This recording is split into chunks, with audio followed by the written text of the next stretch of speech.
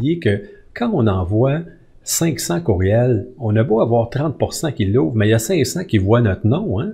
Il y a 500 Exactement. qui nous voient, puis dans le processus d'achat mental ou de contact numérique, là, que ça en prend 6, 7, 8, 10, on n'est pas sûr, puis ça dépend à qui qu'on demande, mais ça fait partie de la maturation du prospect. Est-ce que tu as des résultats pour nous, LP? Oui, exactement. Donc, qui utilise le email marketing dans votre stratégie numérique? Donc, quand même, beaucoup de monde, je trouve, 64% qui ne l'utilisent pas. Ajoutons à ça les 5% qui l'ont déjà utilisé, mais qui ne le font plus. Wow. Donc, beaucoup de gens convaincent aujourd'hui, Jocelyn. On va essayer de les remettre sur le droit chemin, comme on dit. Oui, tu as raison. C'est pas nécessairement de convaincre comme de vous faire réaliser de l'impact et c'est important de le réaliser parce que l'impact peut être majeur dans votre stratégie globale. Aujourd'hui, on réalise par contre que le courriel, la fonction du courriel va se transformer au fil des ans.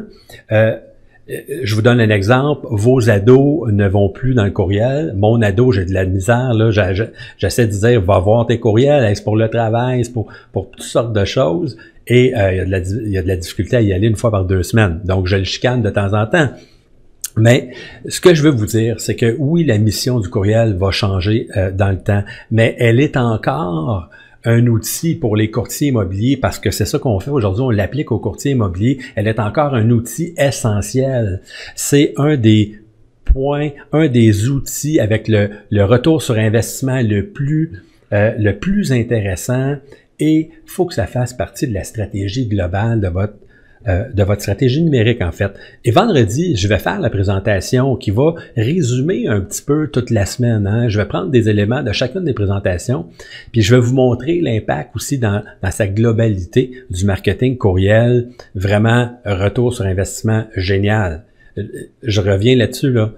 J'en vois ce matin, je suis en déplacement, je m'en vais décrocher un nouveau client vendeur, puis pendant ce temps-là, j'ai 200 visiteurs sur mon site web ou sur une fiche de propriété. Wow!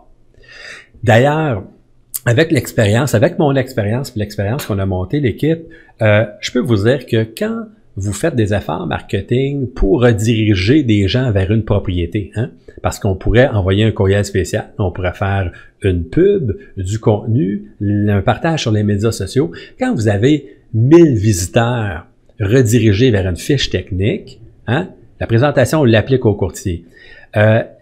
Et vous avez aucun appel, aucune interaction, il faut commencer à se poser des questions.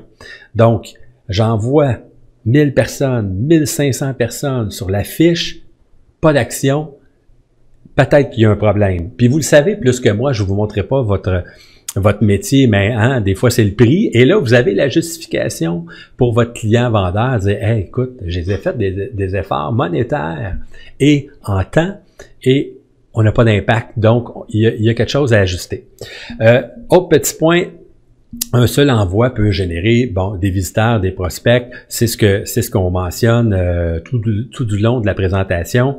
Et petite statistique ici là que j'ai attrapée cette semaine.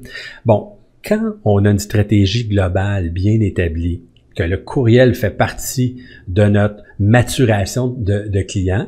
Hein, quand je dis maturation, c'est tous les efforts que vous allez faire pour garder éveillé et augmenter le nombre de points de contact numérique qui va améliorer votre crédibilité et votre visibilité.